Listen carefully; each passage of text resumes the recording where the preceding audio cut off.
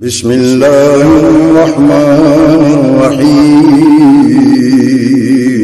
شروع اللہ کے نام سے جو بڑا مہربان نہایت رحم والا۔ کاٹ بلب بجھ جائے گا، پنکھا رک جائے گا، اسپیکر بند ہو جائے گا۔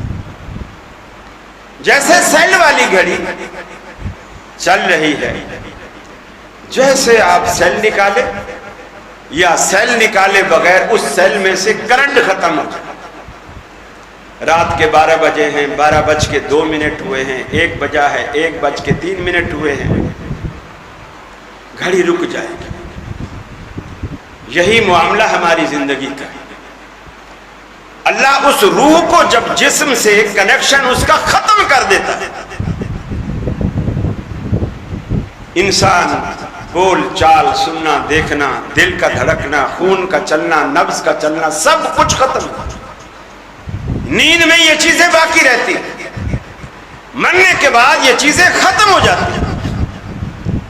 اب آپ دیکھیے ایک بندہ سویا ہوا ہو، اور ایک تو ہوتا ہے نا مکرا بن کے سویا ہو، نہیں، اصلی اور پکی نیند سویا ہو، خراٹے لے رہا، آپ اس کے برابر میں بیٹھے اس کی برائیاں کرتے رہے، اس کے گلے کریں، اس کے اٹھنے کے بعد اس سے پوچھیں، اس کو کچھ پتہ نہیں،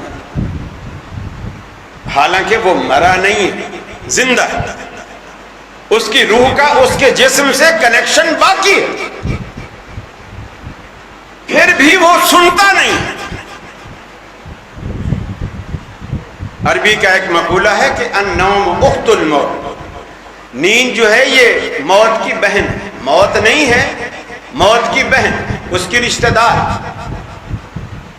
یعنی آدھا کام تو یہ کر ہی جاتی۔ جیسے مرنے کے بعد کان نہیں سنتے، سونے کے بعد بھی کان نہیں سنتے، مرنے کے بعد آنکھ نہیں دیکھتی، سونے کے بعد بھی آنکھ نہیں دیکھتی۔ بعض لوگوں کو جو تھوڑے سے کمزور ہو جاتے ہیں، وہ نیند بھی کرتے ہیں تو ان کی آنکھیں کھلی رہتی، تھوڑی آنکھیں کھلی رہتی۔ آپ ایسے دیکھیں گے تو لگے گا آنکھیں کھلی، لیکن آپ ان کی آنکھوں کے اوپر ایسے ہاتھ کر کے دیکھیں تو وہ نہیں دیکھیں گے، وہ دیکھ نہیں رہے، حالانکہ مرے نہیں۔ اب عقل کی بات، ایک آدمی مرا نہیں ہے، اس کی روح بھی اس کے جسم سے ڈسکنیکٹ نہیں ہوئی ہے، پھر بھی وہ نہیں سنتا، اس کے برابر میں گلے کرے وہ نہیں سنتا۔ اسی کے کمرے میں کوئی بندہ آئے، اسی کی کوئی چیز اٹھا کے چلا جائے، اس کو پتہ نہیں۔ تو جب آدمی پورا مر جاتا ہے، روح بھی نکل گئی، کنیکشن بھی ختم ہو گیا جسم سے، دل بھی نہیں دھڑک رہا، نبض نہیں چل رہی، زندگی کی کوئی رمق اس کے اندر باقی نہیں، دماغ کی بیداری بھی ختم ہو گئی۔ اب جی وہ پوری دنیا کی سنتا ہے، مرنے کے بعد اب وہ پوری دنیا کی سنتا ہے۔ اب یہ کتنی عجیب بات ہے، آپ کسی بھی مردے کو السلام علیکم کہہ کر دیکھیں، وہ جواب دیتا ہے۔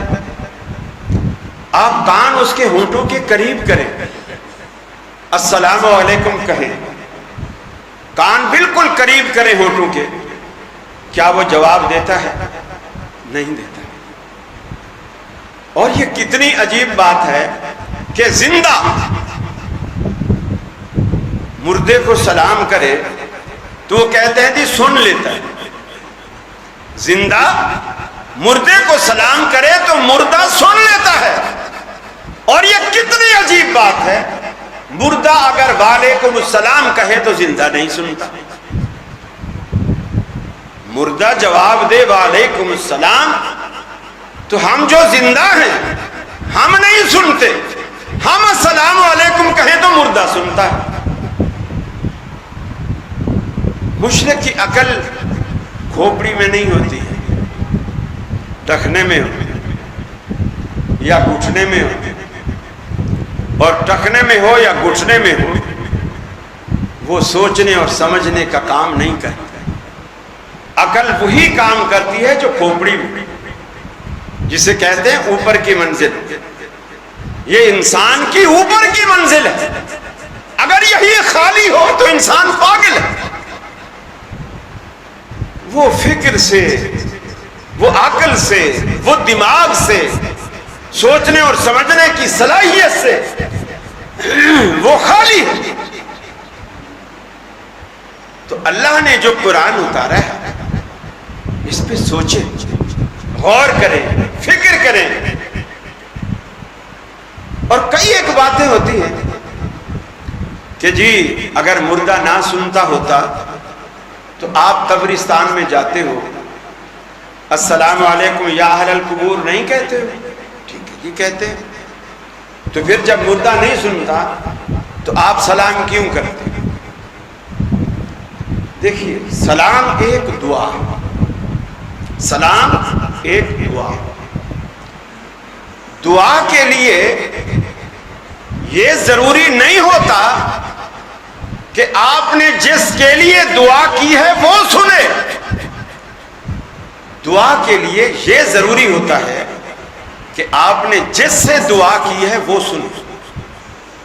مثال کے طور پر جمعہ کے بعد بہت سارے دوست آتے ہیں کہ جی فلاں بیمار ہے، ہاسپٹلائز ہے، کل اس کا آپریشن ہے، آپ دعا کر دیجیے۔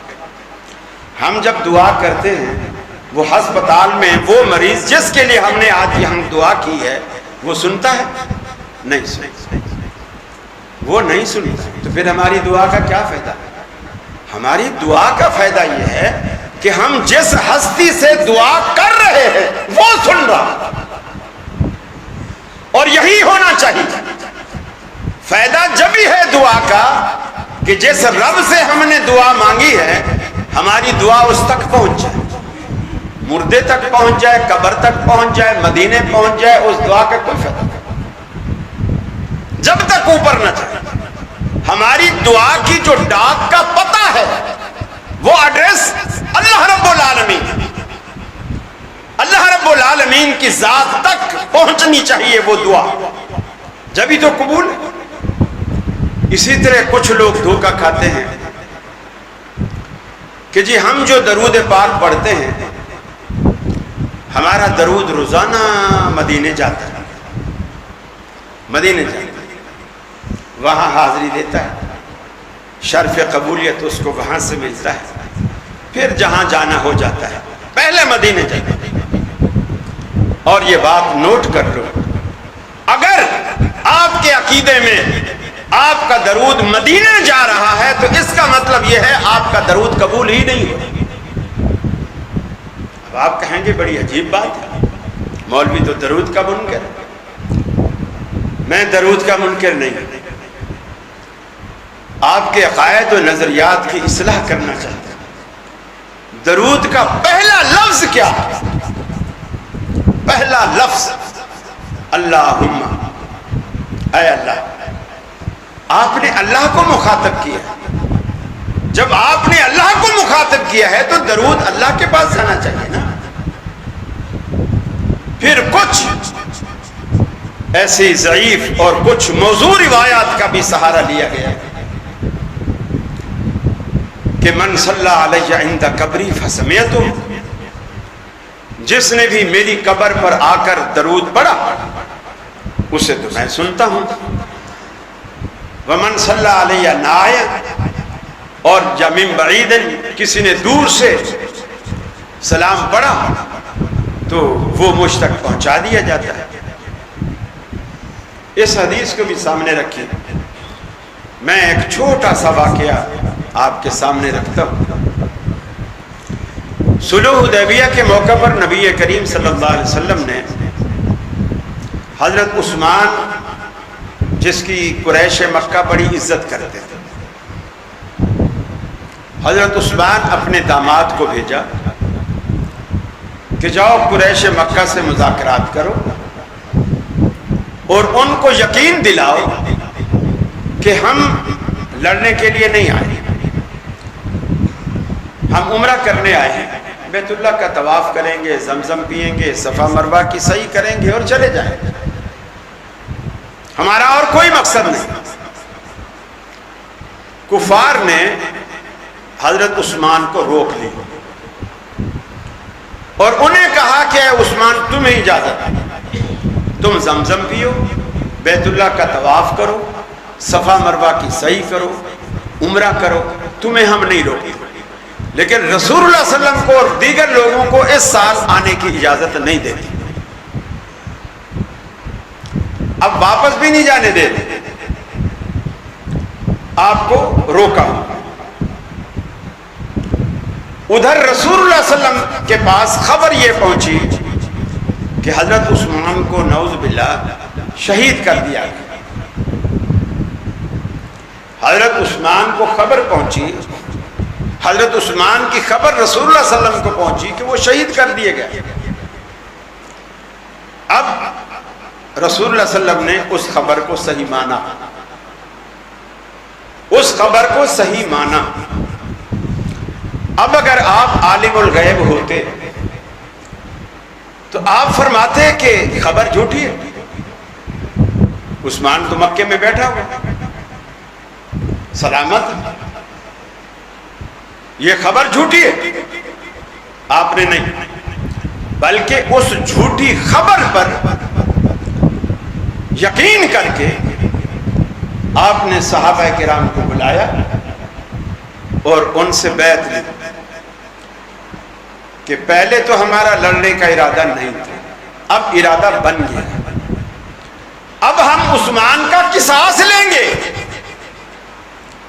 ہمارے قاصد کو انہوں نے قتل کیا، اب ہم قصاص لیں. سارے صحابہ نے آپ کے ہاتھ پہ بیعت کی. جب سب نے بیعت کر لی، آخر میں آپ نے بائیں ہاتھ کو اپنا ہاتھ قرار دیا اور اپنے دائیں ہاتھ کو عثمان کا ہاتھ قرار دیا اور اپنے ہاتھ پہ اپنا دائیں ہاتھ رکھ کر آپ نے فرمایا عثمان نے بھی مجھ سے بیعت کر لی ہے کہ عثمان کا بدلہ لیا جائے. ابھی جبریل امین بھی نہیں آئے، جبریل امین نے بھی نہیں بتایا. آپ کو تو پتہ جب چلتا تھا نا، جب اللہ کی طرف سے جبریل امین آ کر آپ کو بتاتا تھا. آپ کو بتایا نہیں گیا، آپ کو علم نہیں. پھر جو دوسری بات میں کہنا چاہ رہا ہوں، دور سے اگر کوئی درود پڑھے تو فرشتے روضے پہ پہنچاتے ہیں. روضہ تو مدینے میں ہے، مکے اور مدینے کا بھی بڑا فاصلہ تھا اور ہمارا اور مدینے کا بھی بڑا فاصلہ تھا. اور حدیبیہ کا مکے کا چند کلومیٹر کا فاصلہ ہے. عثمان جتنے روز وہاں بند رہے، محصور رہے، انہوں نے ویسے الگ سے درود نہ پڑھا ہو کوئی بات نہیں، لیکن نماز میں تو درود پڑھا ہوگا نا. دن میں 5 مرتبہ نماز میں تو درود پڑھا ہوگا نا. رسول اللہ صلی اللہ علیہ وسلم کے پاس جبکہ آپ حیات ہیں، مکے کے قریب ہیں، آپ حیات ہیں، عثمان بھی حیات ہے. عثمان کا دن کا 5 وقتہ درود فرشتوں نے کیوں نہیں پہنچایا؟ اسی درود کی وجہ سے ہی آپ کہہ دیتے کہ یہ خبر جھوٹی ہے، عثمان کا درود میرے پاس آیا. فجر میں بھی آیا تھا، ظہر میں بھی آیا تھا، عصر میں بھی، مغرب میں بھی، عشاء میں بھی، اب دوسرے دن پھر فجر میں بھی. لہذا یہ خبر جھوٹی ہے. جب زندگی میں فرشتوں نے درود نہیں پہنچایا تو وفات کے بعد آپ کیوں توقع رکھ کے بیٹھے؟ کیوں توقع رکھ کے بیٹھے؟ درود ایک ایسی دعا ہے جسے اللہ کے پاس جانا چاہیے. اے اللہ رحمت نازل فرما محمد صلی اللہ علیہ وسلم اور ان کی آل پر، جس طرح تو نے ابراہیم علیہ السلام اور ان کی آل پر رحمتیں کی ہیں، اسی طرح نبی مکرم پر بھی رحمتیں نازل فرما. یہ دعا اللہ سے آپ کر رہے. ہاں اللہ تعالیٰ اگر آپ کے اس درود کو قبول کر لیتا ہے تو وہ جو آپ نے دعا میں اللہ کے رسول کے لیے رحمت مانگی ہے اللہ تعالیٰ رحمتوں کا نزول فرما دیتا ہے. یہ ہے سارا فلسفہ. عقائد کی اصلاح کیجیے, قبر پرستی سے باہر آئیے.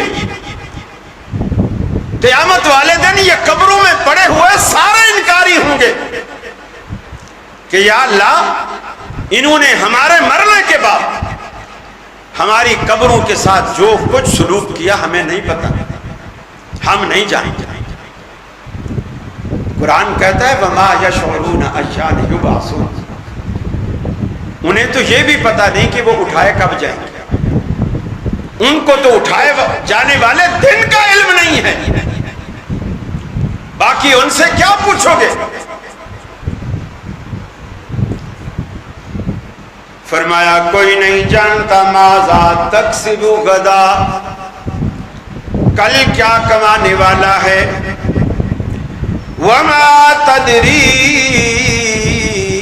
نفس بأي أرض تموت, اور کوئی نہیں جانتا ہم نے کس کی موت کس سرزمین میں کہاں لکھ رکھی ہے, کسی کو علم نہیں. اگر رب العالمین ان باتوں کو صیغہ راز میں نہ رکھتا, ہر کسی کو بتا دیتا تیری موت لاہور میں, تیری گجرانوالہ میں, تیری فیصل آباد میں, تیری کراچی میں. اگر مجھے بھی رب العالمین بتا دیتا کہ تیری موت کراچی میں لکھی ہے, یقین مانیے میں زندگی میں بھولے سے بھی کبھی کراچی میں قدم نہ رکھتا, جبکہ 79 سے میں نے کراچی میں اپنی زندگی بتا دی. اگر مجھے یہ پتا ہوتا کہ میری موت کراچی میں, میں تو کبھی قدم نہ رکھتا. ساری دنیا کا نظام درہم برہم ہو جاتا ہے, ساری دنیا کا. اور پھر کچھ لوگوں نے زندگی میں اپنی قبریں بک کرا رکھی, اپنی قبریں بک کرا رکھی, جیسے وہ یہ سب کچھ جانتے ہیں کہ ہم یہیں مریں گے, ہمارا یہیں جنازہ ہوگا, پھر ہمارے رشتہ دار ہمیں بکنگ والی جگہ پر دفن کر دیں. بعض دفعہ بہت ایسے واقع ہوتی ہے, یہ تو ٹھیک ہے امریکہ میں بھی بندہ مرے تو لاش آ جاتی ہے, یہ بات سمجھ میں آتی ہے. بعض دفعہ موت ایسے واقع ہوتی ہے لاش بھی نہیں ملتی, لاش بھی نہیں ملتی. ٹائٹینک کی طرح سمندر میں جہاز ڈوب گیا, مچھلیوں نے کھا لیا. وہ بکنگ والی قبر تو بکنگ والی قبر تو بس بک کی ہے, میت نے. بعض دفعہ جہاز کریش ہوتے ہیں,